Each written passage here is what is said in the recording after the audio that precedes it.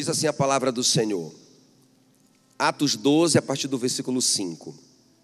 Pedro, pois, estava guardado no cárcere, ele estava preso, mas havia oração incessante a Deus por parte da igreja a favor dele. Quando Herodes estava para apresentá-lo naquela mesma noite, olha só, Pedro dormia entre dois soldados, acorrentado com duas cadeias ou algemas, e sentinelas à porta guardavam a prisão. Eis, porém, que sobreveio um anjo do Senhor e uma luz iluminou a prisão. E tocando ele o lado de Pedro, o despertou, dizendo: levanta-te depressa. Então as cadeias caíram-lhe das mãos. Disse-lhe o anjo: cinge-te, coloca o teu cinto, calça as tuas sandálias. E ele assim o fez. Disse-lhe mais: põe a capa e segue-me. Eu quero orar por você. Deixa a sua Bíblia aberta aqui em Atos capítulo 12. Espírito Santo querido, muito obrigado, Senhor, por esse momento, por essa noite de Santa Ceia, por esse momento que é tão sublime, tão memorável. Obrigado, Senhor, por essa mesa tão especial que o Senhor nos dá a graça, a misericórdia de sentarmos com o Senhor à mesa e participarmos dessas promessas superiores. Nessa noite, Senhor, nós queremos comer um pouco mais do pão, queremos comer o maná, queremos comer o pão que desceu do céu, a Tua palavra. Nos alimenta nessa noite, fala no nosso coração. Nós queremos muito mais do que aprender sobre o Senhor, nós queremos nos alimentar do Senhor. Queremos muito mais do que informações, queremos revelações do Espírito Santo no nosso coração. É em nome de Jesus que nós oramos e te agradecemos. Amém e amém. Então, muito bem, queridos, olha só. A gente como pastor, não é? Eu já sou pastor há 20 anos. Não parece, mas já sou pastor há 20 anos. E sabe, irmãos, às vezes eu saio de algumas situações, de algumas conversas. A gente se envolve tanto com as pessoas, não é? E a gente ama tanto as pessoas. É por isso que eu estou aqui. E que a gente sai, algumas vezes eu saio daquelas conversas, daquelas lutas que as pessoas estão passando, e eu digo assim, dentro do meu coração, eu não digo, né? Mas eu penso assim, meu Deus, essa pessoa está num beco sem saída, não tem como sair daí, não é? E eu volto para casa, irmãos, tudo que eu posso fazer é me ajoelhar e orar e chorar por aquela pessoa, né? A Mila também é muito assim, muito parceira. E assim que a gente vive esses 20 anos, não é, se envolvendo com as pessoas e tentando ajudar, mas eu sei que muitas vezes eu volto para casa e a sensação que eu tenho é, meu Deus do céu, não posso fazer nada, não é? E eu digo, meu Deus, precisa de um milagre acontecer, não é? Para essa pessoa sair desse beco sem saída, não é? Então, foi assim, né? Esses últimos dias agora, não é? Essas últimas semanas foram assim. Esses 20 anos têm sido assim, mas especificamente essas últimas semanas. E ali orando por essas situações, né, sem solução, eu li esse texto, mais uma vez, né, e Deus falou coisas tão especiais comigo nesse texto, eu queria compartilhar com vocês. Porque, irmão, veja se a situação do Pedro não é uma situação assim. Ele está preso, ok? Ele sabe, ele tem conhecimento que o Tiagão, que andou tantos anos com ele ali, seguindo Jesus, que gozava dos mesmos privilégios que ele gozava, da amizade de Jesus, foi morto à espada. Ora, se o Tiago, que servia a Jesus como ele, foi morto, não é? Então, ele está pensando, eu vou morrer também. Ele tinha uma sentença, não é? Do Herodes, já estava sentenciado, não ia ter um julgamento. Ele já estava sentenciado à morte. Ele só não ia morrer naquele dia porque era Páscoa. E ele não podia morrer. Então no outro dia, não é? Ele seria entregue então para morrer. Olha a situação dele. Para completar a situação, ele está algemado entre dois soldados. Ele está amarrado num, né? Tem uma algema amarrando num soldado, tem a algema amarrada no outro. Para completar tem mais 14 soldados, a gente viu aqui, não é? São 4 guarnições de 4 soldados cada uma, 16 soldados. O cara está sendo tratado assim como um bandido perigoso. E ele está dentro de uma cela. Gente, vocês concordam comigo que é um beco sem saída? É um beco sem saída, não é? É um decreto de morte irrevogável. E aí, irmãos, quando eu li isso aqui, eu falei: Senhor, então assim como Pedro saiu, me ensina como sair, para eu ajudar esses irmãos a sair desses becos sem saída, não é? Então é o meu tema hoje à noite com vocês, ok? Estou num beco sem saída, e agora? Então, os princípios que estão envolvidos aqui, os princípios que o Pedro praticou, irmãos, eles podem ser praticados por cada um de nós. Você vai ver, não é um bicho de 7 cabeças. A gente às vezes que vacila e menospreza esses princípios. Mas eu quero mostrar para vocês então esses 3 princípios aqui que o Pedro se beneficiou, ok?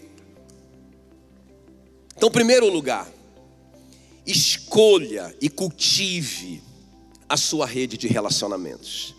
Se você está num beco sem saída, você precisa de estar perto das pessoas certas. Eu vou te mostrar como que isso é importante. Olha só, versículo 5.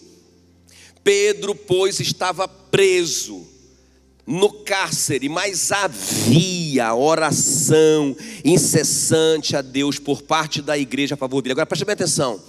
Quando você pensa em igreja, você pensa nesse conceito aqui, de uma grande igreja orando pelo Pedro. Não, irmãos, era proibido esse tipo de reunião, não é? Por isso que eles reuniam em grupos pequenos, porque se eles tivessem mais de 10 pessoas reunidas, configurava o crime de sedição contra o Império Romano.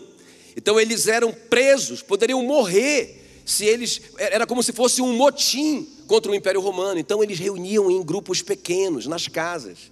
A igreja que estava orando pelo apóstolo Pedro, era uma igreja que está aqui, no capítulo 12, no versículo 12. Quando ele saiu da prisão, ele foi para essa igreja, que era a casa do João Marcos, que inclusive na primeira carta de Pedro, 5,13, ele chama de meu filho Marcos. O que eu estou dizendo para você?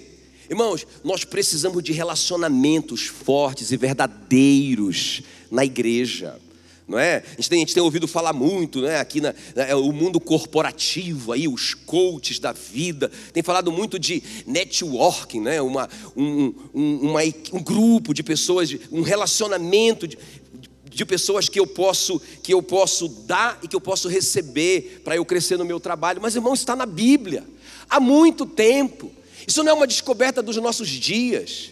Agora, eu preciso entender que eu preciso desses relacionamentos, de pessoas espirituais caminhando comigo, de pessoas que conhecem a palavra, de pessoas que realmente oram por mim, mas de pessoas que se importam comigo. Porque deixa eu te falar uma coisa, irmão, Paulinho, Ana Lídia, não é? Eles não pedem para mim: pai, não esqueça de orar por mim. Irmão, eu tenho um relacionamento muito forte com eles, não é? Eu oro por eles sem que eles peçam, não é? Algumas pessoas eu tenho um relacionamento que eu estou falando, essa palavra saiu daqui porque eu me envolvi tanto em algumas situações com pessoas que não são parentes meus, mas que eu estou orando por essas situações. Quem está me entendendo? Então, irmãos, nós precisamos, eu te pergunto hoje à noite, você tem relacionamentos assim? Pessoas que se importam contigo realmente e dobram o joelho por você enquanto você está num beco sem saída? Então o Pedro está lá, irmão, ele está lá, ele vai morrer no dia seguinte. É impossível ele sair de lá, mas tem um grupinho de pessoas ali de joelho por ele. Amém, queridos? A Bíblia diz que o solitário busca o seu próprio interesse e se rebela contra a verdadeira sabedoria. Irmão, tudo que Satanás quer é que a gente se isole, é que a gente fique sozinho, é que a gente não tenha esses relacionamentos fortes dentro da igreja, porque nós perdemos a primeira força, o primeiro segredo é esse, não é? Quer ver um exemplo? Deixa eu te dar um exemplo prático para você entender. Nós conhecemos muito, a Bíblia fala sobre o relacionamento de Davi e Jonatas. O Jonatas era o príncipe, ele seria o herdeiro do trono.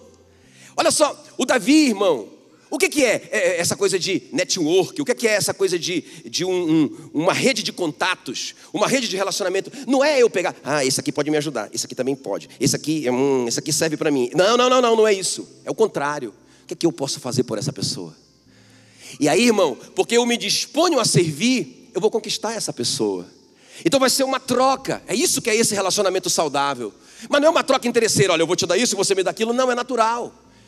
É natural, é como pai e filho. É natural.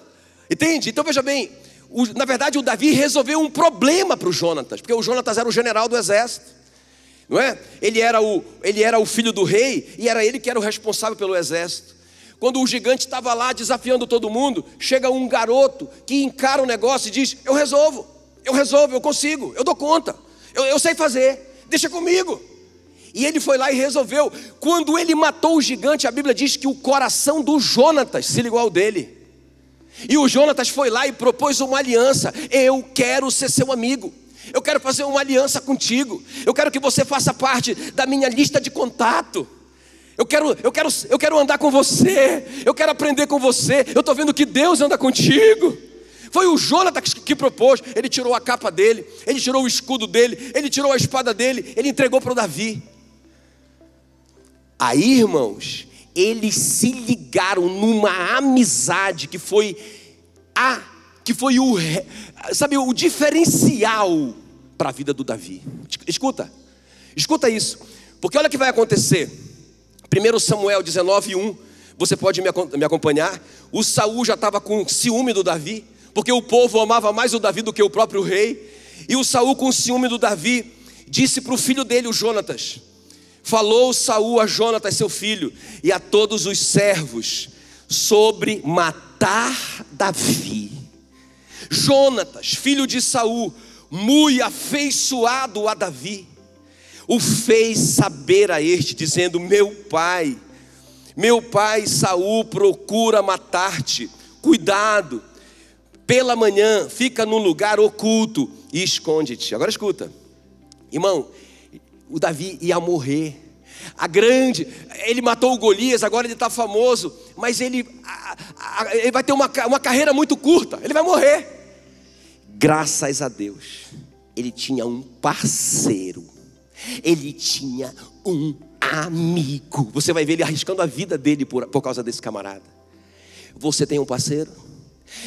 Você pode pensar como o Davi estava pensando, talvez: rapaz, eu cheguei, matei o gigante, estou em todas as capas de revista, eu sou o ministro da defesa de Israel, cheguei no topo. Irmãos, ele ia morrer, ele ia acabar tudo. Não se conforme, não ande sozinho, porque ele tinha um parceiro. Esse parceiro, quando o parceiro dele soube que o pai dele, o rei, queria matá-lo, e seria benefício para o Jonatas, porque esse cara está ameaçando o meu trono, ele foi lá e disse: Davi, fuja.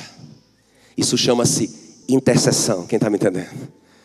Isso chama-se ter alguém por você, ter alguém que se importa, ter alguém que te ama, ter alguém que se preocupa com você, que intercede por você. Agora escuta. Aí o Jonatas, versículo 4, falou bem de Davi. Olha só, eu acho lindo isso.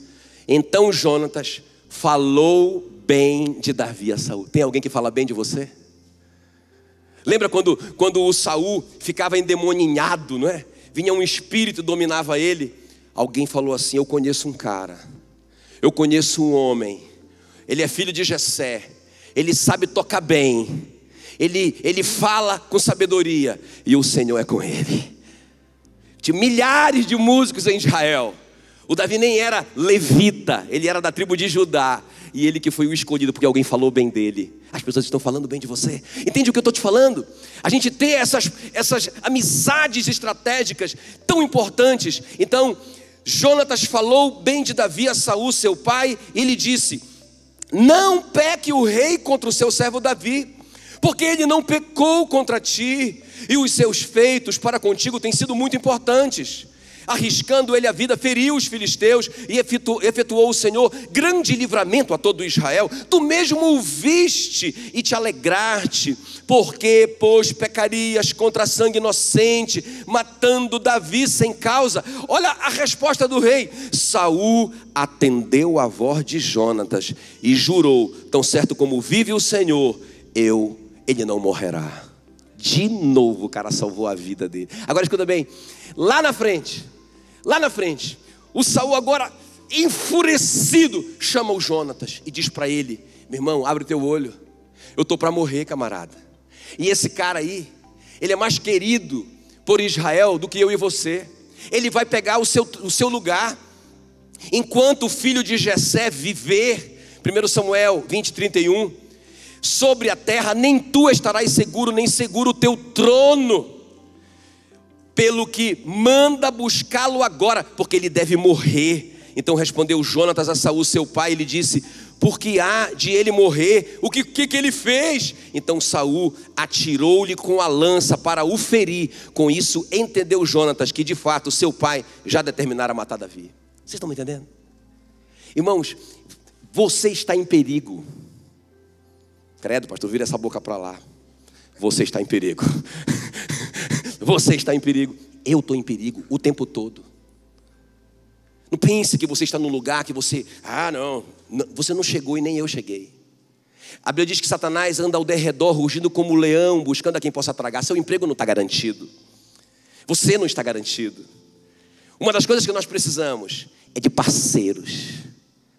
É de pessoas que se importam. Então o Jonatas se importa. E ele vai interceder. Ele arrisca a vida e arrisca o trono. Tem um episódio na vida do Davi que é muito tremendo, porque ele está fugindo do Saul. É a última vez que eles se encontram. Ele está fugindo do Saul e o Saul vem perseguindo ele. A Bíblia diz então que o Davi ficou encurralado. Ele ficou encurralado entre as montanhas. Ele não tinha mais para onde ir. Ele via o exército do Saul onde ele estava, da posição que ele estava, mas o exército do Saul não via o Davi. Aí a Bíblia diz assim, olha, 1 Samuel 23:27. Justamente nesse momento, um mensageiro chegou e disse a Saul: volte imediatamente, os filisteus estão invadindo o país. Saul parou de perseguir a Davi e foi lutar contra os filisteus. E por isso que aquele lugar é chamado de rocha de escape, ou pedra de escape. Agora presta bem atenção. Alguns teólogos dizem que o Jonatas estava por trás disso. E eu acredito que estava mesmo. Porque ele ficou no quartel-general. E o Jonatas tinha todas as informações de que realmente dessa vez o Saul achou Davi. E os homens de Keila, de uma cidade chamada Keila, que o Davi defendeu e livrou dos filisteus, traíram ele. O Jonatas está tendo essas informações. Irmãos, e aquele é muita... Não, essa pergunta eu quero fazer para o Jonatas. Parceiro, foi você. Foi você. Você mandou o mensageiro lá, não é? Nós não temos essa confirmação, não tem como confirmar. Mas irmãos, como que nós precisamos dessas pessoas. Quem está me entendendo? Você está num beco sem saída. Então a primeira coisa é essa: você tem cultivado esses relacionamentos? Ou você acha que você se garante, você não precisa de ninguém, você é o cara? Ou eu estou aqui para te dizer, você não é. Nós precisamos de parceiros, de pessoas que se importam. Amém, queridos? E o Pedro tinha alguém com o joelho dobrado. Ele estava preso e a igreja estava lá. Não era uma oração qualquer. Fala que a igreja orava por ele insistentemente. Havia um pranto, havia um amor. Como um pai ora por um filho, como um filho ora por um pai. Irmãos, a maioria de nós aqui não temos esses pais, não é? A maioria de nós nem temos pais espirituais, não é? Nem tem essa revelação de orar por nós, não é verdade? Não é verdade? Então, nós precisamos desses parceiros. Por isso que a gente tem que estar numa célula, por isso que a gente tem que ter um discipulador, por isso que a gente tem que estar ligado com pessoas. Aleluia, glória a Deus. Muito bem, segundo lugar, quer sair do beco sem saída? Então você já sabe, a primeira coisa é essa: você precisa de parceiros. Agora, cultive então esses relacionamentos, ok? Qual que é o primeiro segredo? Diga para mim: escolha e cultive a sua rede de relacionamento. Escolha. Um monte de amigo, o cara não sabe nada, não ama a palavra, não tem vida com Deus. Um monte de amigo que na hora que você mais precisar, não vai nem saber te ajudar, não tem arma espiritual. Você está lá encurralado, você está lá, um beco sem saída. Aí o seu amigo um monte de amigo que você tem, o cara não tem nenhum revólver espiritual para dar um tiro no capeta. Ele vai ficar desesperado. Ai, agora? E agora? Não, irmão, nós precisamos de faixa preta. Aleluia. Precisamos de uns caras, de uns atiradores de elite, posicionados, guardando a gente. Pode ir.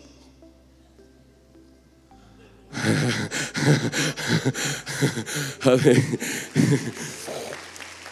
Glória a Deus. Tá bom. Segundo lugar, reaprenda a pensar. Você quer sair desse lugar? Quer sair desse beco sem saída? Reaprenda a pensar. Olha só o que diz o versículo 6.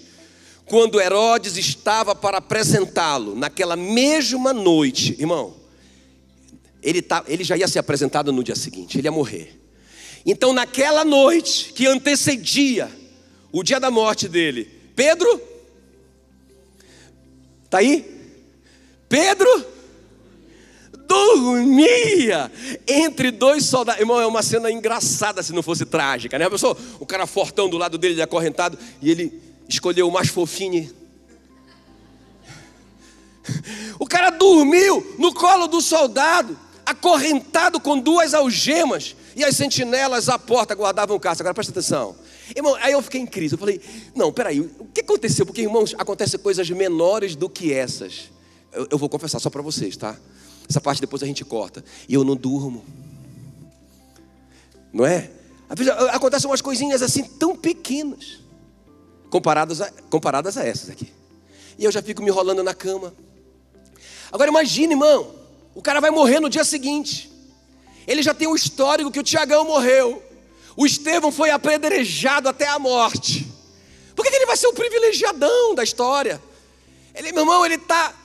E o cara dorme. Eu falei, não, ele deveria estar muito cansado. Aí eu pensei numa época que a gente estava aqui nessa correria, e na época do embargo e não sei o que lá, eu tão cansado, tão exausto fisicamente.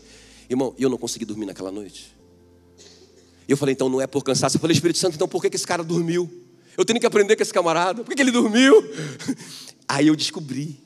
Porque ele tinha uma promessa. Eu nunca tinha visto isso. Ele tinha uma promessa. João 21:18. Jesus tinha dito para ele: quando porém fores velho, estenderás as mãos, outro te cingirá, outra pessoa vai colocar o cinto em você, e essa pessoa te levará para onde você não quer ir. Você vai ficar velho. Qual que era a palavra que o Pedro tinha de Jesus? Você vai ficar velho. Ei, você vai envelhecer. Você vai envelhecer tanto que você não vai dar conta de colocar o cinturão, camarada. Você vai envelhecer tanto que você vai ser levado pelas pessoas para lugares que você não quer ir. Então o Pedro pensou: eu não vou morrer, vai acontecer alguma coisa, eu vou aproveitar para dormir.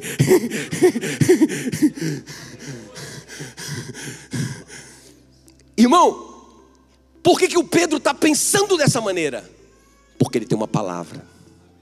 Agora escuta o que eu vou te dizer. Essa é a diferença entre fé e otimismo. Eu sou muito otimista, nem gosto de conversa de não vai dar certo, não sei o quê, não gosto disso. Vai dar certo. Mas isso é otimismo. O que é fé? É quando você tem uma palavra. O Pedro, quando ele estava no barco e tinha uma tempestade e todo mundo estava apavorado, apesar deles serem pescadores, eles viram Jesus aproximando deles, andando sobre a água, eles ficaram gritando fantasma. Mas quando Jesus aproximou e disse: calma, não tenham medo, sou eu. O Pedro disse: Senhor, se és tu, me dá uma palavra. E Jesus na hora disse: vem. O Pedro não teve pensamento positivo: vai dar tudo certo, eu vou conseguir. Ele não disse, não. Ele teve fé, porque a fé é baseada numa palavra e não no seu otimismo. Irmão, Noé construiu uma arca, porque a Bíblia diz lá em Hebreus 11, diz assim que Noé, pela fé, divinamente instruído por Deus, construiu uma arca. Por que o Noé creu? Por que um agricultor se transformou no primeiro engenheiro naval da história? Sem faculdade, sem referencial. Por quê? Porque ele tinha uma palavra, isso é fé. Então o Pedro, ele tem uma palavra: eu vou ficar velho. Amém, queridos? Eu tenho uma palavra. Então nós precisamos, irmãos, pensar baseado na palavra. Agora aqui para mim, olha aqui para mim, deixa eu abrir esse parênteses, presta atenção. Olha para mim. O campo de batalha é a sua mente. Você tem que entender isso. O campo de batalha é a sua mente. Irmão, tem uma promessa na Bíblia, olha. Alguém já me perguntou e me perguntou com sabedoria. A pergunta é a seguinte, que escuta bem. O versículo diz assim, olha, 1 João 5,18. Diz assim: aquele que é nascido de Deus não vive na prática do pecado, e o maligno não toca, não é? Antes o guarda aquele que é nascido de Deus, Jesus, e o maligno não toca. Então a Bíblia diz que o maligno não toca. Agora veja bem, não toca em quê? Não toca no seu espírito, irmão. O seu espírito é o templo do Espírito Santo. O diabo não pode tocar no seu espírito. Quem está me entendendo? Também ele não pode tocar no seu corpo, porque você foi comprado por alto preço. Ele não pode tocar no seu corpo. Mas, pastor, como é que o diabo coloca uma doença? Como é que o diabo destrói um casamento? É porque ele te engana. Porque o campo de batalha é a sua mente. Então o que acontece? Ele coloca um pensamento em você. Imagina o Pedro pensando: o Tiago morreu. O Tiago andava tanto com Jesus e ele morreu. Tem um decreto, agora não tem jeito não. 16 soldados, mais essa prisão aqui, não tem nem como fugir. Não. Irmão, eu tenho certeza que o diabo falou, mas ele tem uma palavra. Escuta. Mas ele tem uma palavra. Então ele decidiu ficar pensando a coisa certa. Então se você deixar o pensamento entrar, por exemplo, por que muito crente se separa? Irmão, o diabo não pode destruir um casamento de um crente. Ele não pode tocar no casamento. Mas aí o que acontece? Ele coloca um engano. Acabou. Não são suas palavras. Ele está falando para você, ó. Eu acho que acabou. Você que está falando. Eu acho que não sei o que, não tem mais jeito. E você aceitou o pensamento. Você deixou o pensamento entrar. Aí o que acontece? O pensamento vai afetar a sua emoção. Aí você olha para ele com essa cara. Já afetou a sua emoção, aquele pensamento. E o pensamento vai determinar a sua vontade. Você vai lá e assina o divórcio. Aí a Bíblia diz que o maligno não toca. Não tocou. Ele só precisou te enganar. Porque o campo de batalha é a mente. Por isso, irmãos, que nós precisamos reaprender a pensar. Porque olha o que o Davi ensina. Em Salmo 42:11. Porque estás abatida a minha alma, ou seja, a minha mente. Porque estás abatida, ó minha alma, porque te perturbas dentro de mim. Espera em Deus. Olha só, espera em Deus, pois ainda o louvarei. Aleluia, aleluia. Olha o que ele fala, olha o que o salmista, o Davi ensina de novo. O Davi era um cara bom de pensamento. Olha o que ele ensina, Salmo 131:2. Pelo contrário, em vez de eu ficar pensando essas coisas, ele disse: eu fiz calar e sossegar a minha alma, o pensamento, como a criança desmamada se aquieta nos braços da sua mãe, como essa criança é a minha alma para comigo. Ou seja, eu que controlo o meu pensamento. É desespero, não vou conseguir, não sei o que, esse casamento, essa crise. Não, para. Ele disse que eu vou ficar velho. Ele disse que outro vai colocar um cinto em mim. Ele disse que outro vai me levar para um lugar que eu não quero ir. Eu vou estar tão velhinho. Não, eu não vou morrer. Eu não sei o que é que vai acontecer, mas eu vou ficar firme aqui nessa palavra. Aleluia. Amém, queridos? Então, qual que é o segredo? É você se encher da palavra. Você ler sua Bíblia. É você conversar com a sua rede de relacionamento sobre a palavra. Conversa na célula. Conversa fora da célula. Não é? Irmão, essas coisas não são teoria. Quando a gente senta num discipulado para um edificar o outro, conversar sobre a palavra, isso não é uma obrigação para ninguém aqui, irmão, ninguém é obrigado a isso. Mas é tão bacana, tão legal a gente conversar um com o outro, a gente ouvir o coração um do outro, a gente aprende tanto. Irmão, vou te falar uma coisa, eu aprendo tanto ajudando as pessoas.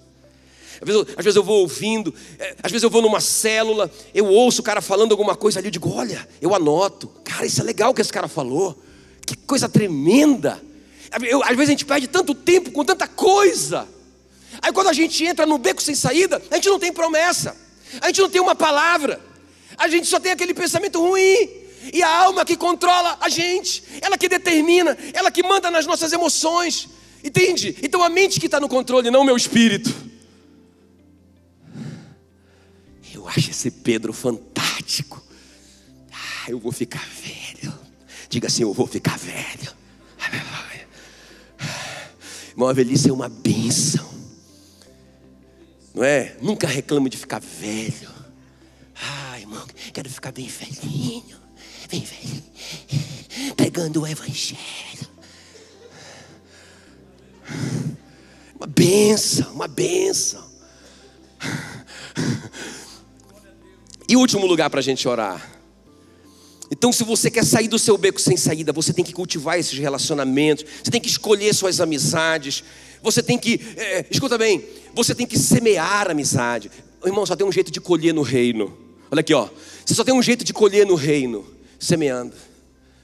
Semeie serviço, seja generoso, ajude as pessoas. Você vai encontrar pessoas que vão te ajudar, não necessariamente aquela que você ajudou, mas é uma questão de semeadura. Se envolva com as pessoas, e você vai ter gente de joelho por você. Se ajoelhe pelos outros, você vai ter pessoas de joelho por você. Você está lá na prisão, você está pensando que tudo vai acabar, você está lutando com aqueles pensamentos, como que eu vou sair dessa? Alguém está de joelho por você, aleluia. E último lugar, obedeça completamente, imediatamente e com a atitude correta. Vamos repetir isso? Obedecer completamente, imediatamente e com a atitude correta. Eu digo que a obediência cia, completa, imediata, com a atitude correta. Não é, irmãos? Quantos pais tem aqui? Deixa eu ver, pai e mãe, deixa eu ver. Qual de vocês, quando vocês dão um comando para o filho de vocês, filho, faz isso, e ele diz assim, já vou, e não se move, e você sente a unção do estrangulamento querendo dominar você? Confessa. Aquele que confessa e deixa alcança a misericórdia. Quando Deus dá o comando, irmãos, Ele quer que a gente responda completamente. Não existe, olha, obediência parcial é desobediência. Eu não quero não quero nenhum filho meu me obedecendo parcialmente. Porque obediência parcial, não quero minha mulher sendo fiel parcialmente.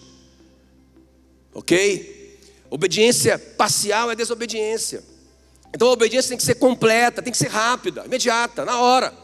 E ela tem que ser com a atitude correta. Eu posso até não estar entendendo, mas eu não vou ficar murmurando, porque eu vou fazer, mas não quero fazer. Não, eu não estou entendendo, eu nem concordo, mas eu vou fazer como se fosse a minha decisão. Ninguém vai saber que eu não estou concordando. Quem está me entendendo? Amém? E você vai colher isso. Dê isso para Deus. Você vai colher isso nos seus relacionamentos com seus filhos, com seus liderados, em todos os seus relacionamentos. Agora escuta. Obedeça completamente, imediatamente e com boa atitude. Olha só o que diz o versículo 7. Eis, porém, que sobreveio um anjo do Senhor, e uma luz iluminou a prisão. Tocando ele o lado de Pedro, o despertou, dizendo, levanta-te depressa. Então as cadeias caíram-lhe das mãos. E disse-lhe o anjo, cinge-te, calça as sandálias. Ele assim o fez. E disse-lhe mais, põe a capa e segue-me. Agora preste bem atenção para você não perder isso. Tem uma chave aqui, irmão. Aqui tem uma chave. Tem uma chave que eu encontrei para mim, que eu encontrei para libertar as pessoas dos seus becos sem saída. Não perca essa chave. Irmão, quando aquele homem, porque deixa eu te falar uma coisa, Aí você fala assim, mas é fácil para o Pedro. Se eu visse um anjo também, moço. Ele não viu um anjo de asa. O texto é claro, ele estava dormindo. Fala que aquele anjo o despertou. Mas até o momento que o Pedro saiu da prisão, ele não se deu conta do que estava acontecendo. Por que ele não se deu conta do que estava acontecendo? Porque, irmãos, provavelmente aquele anjo era mais uma manifestação, não é? De Jesus, entende o que eu estou falando? Era um homem. É como Ló, fala que os anjos foram na casa dele, ele recebeu os anjos e convidou eles para comer, eram homens. Escuta, aí ele tocou no lado do Pedro, é um homem, o cara está dormindo ali no colo do soldado.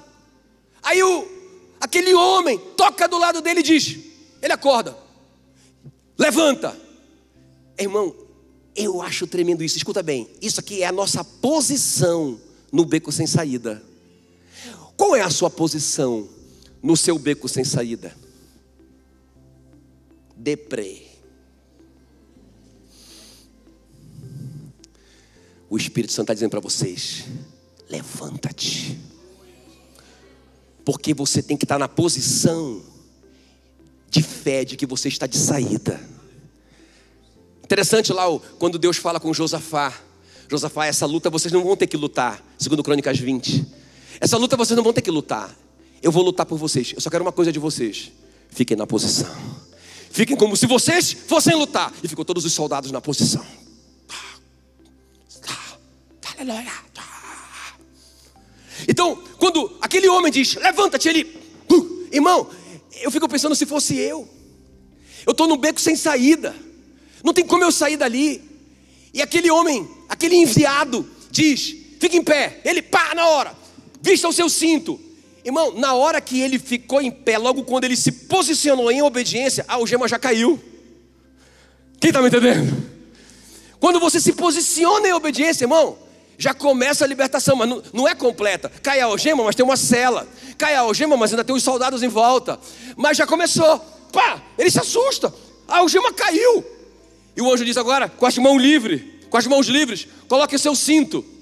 Não é? Porque o cinto segurava a roupa. O cinto segurava a roupa e o cinto segurava a espada também. Então, coloque seu cinto. Coloque sua sandália. Coloque a sua capa. E me segue. Irmão, isso é uma obediência radical. Ele não está entendendo nada, seguir para onde? Eu estou dentro de uma cela, só me siga. Irmão, e os soldados? Ele nem pensou nisso, ele foi seguindo. Eu imagino os soldados tudo duro. O Pedro vai passando e os caras tudo duro. A Bíblia diz que ele chega lá no portão principal da cela e o portão abre sozinho e ele vai passando. Por quê? Porque ele está em obediência. Quem está me entendendo? Agora escuta na prática. Deixa eu te falar uma coisa. No beco sem saída é o lugar da tentação. Por quê? Porque quando você está no beco sem saída, Satanás vai propor para você uma maneira de você sair. Então no beco sem saída é o lugar da tentação. É o lugar que Satanás vai dizer para você, eu vou te dar uma ideia. Eu lembro de uma irmã que queria casar. E ela falou assim para mim, eu falei, irmã, deixa eu te falar uma coisa. Não sou eu que estou falando, olha, é a Bíblia. A Bíblia diz assim, olha, não pode haver união entre crente e não crente. Eu falei, irmã, aqui não tem interpretação, é preto no branco, está escrito. Ela disse, o senhor não está entendendo. Eu tenho 40 anos. Esse é o primeiro homem que aparece na minha vida e quer casar comigo. O senhor não me ama. O senhor quer o meu mal. Irmã, eu te prometo, eu não quero o seu mal. Pelo contrário, eu quero o seu bem. Mas a Bíblia está dizendo que não rola. E eu não posso fazer o teu casamento, porque se eu fizer, eu estou concordando com uma coisa que a Bíblia condena. Não posso fazer isso, entende? Aí, irmãos, ela casou. Arrumou um lugar, alguém para casar lá. Arrumou um doido para casar. Casou. 3 meses depois, o cara foi para o interior. Nunca mais voltou. 3 meses. Aí ela estava revoltada. Eu fui tão fiel. Você foi fiel ao homem, a ele. Você não foi fiel a Deus. Quem está me entendendo? Então, irmãos, a quem você vai ser fiel? Não é? Eu vou te falar uma coisa. Eu vou te falar, é uma opinião, agora é opinião minha.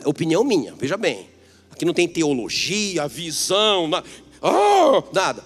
Uma opinião minha. Eu acredito que o pavio foi aceso quando o Trump lá estabeleceu Jerusalém como a capital de Israel. Ele acendeu o pavio. Anota aí. É só uma opinião minha. Ei, o pavio está aceso.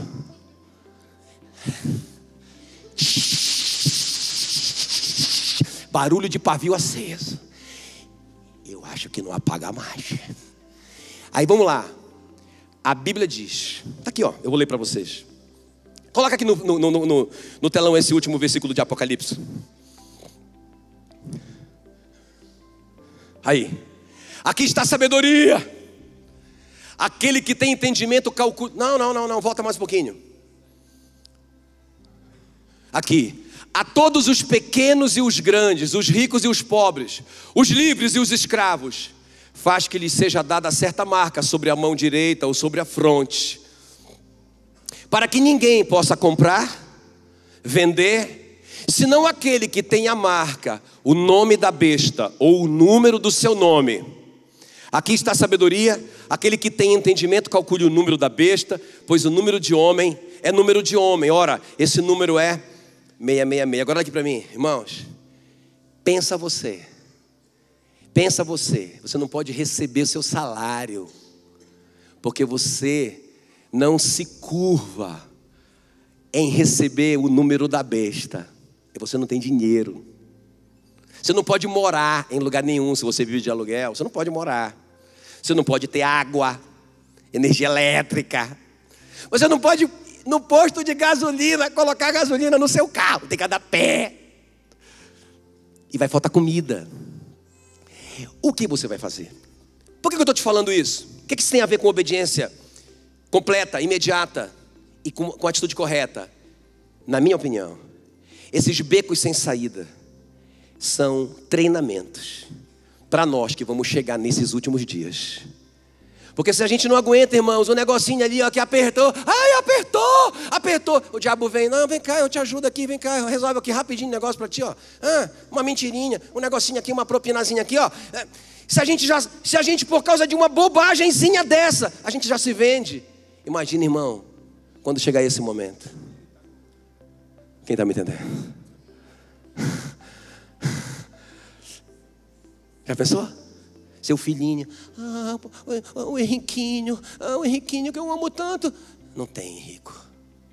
Papai não tem, porque papai não vai aceitar isso. Já pensou, irmãos? Pensa nisso. Pensa nisso. Você está no beco sem saída? Então reveja os seus relacionamentos. Vamos dar uma parada nisso aqui. Dê uma olhada na sua lista de contatos.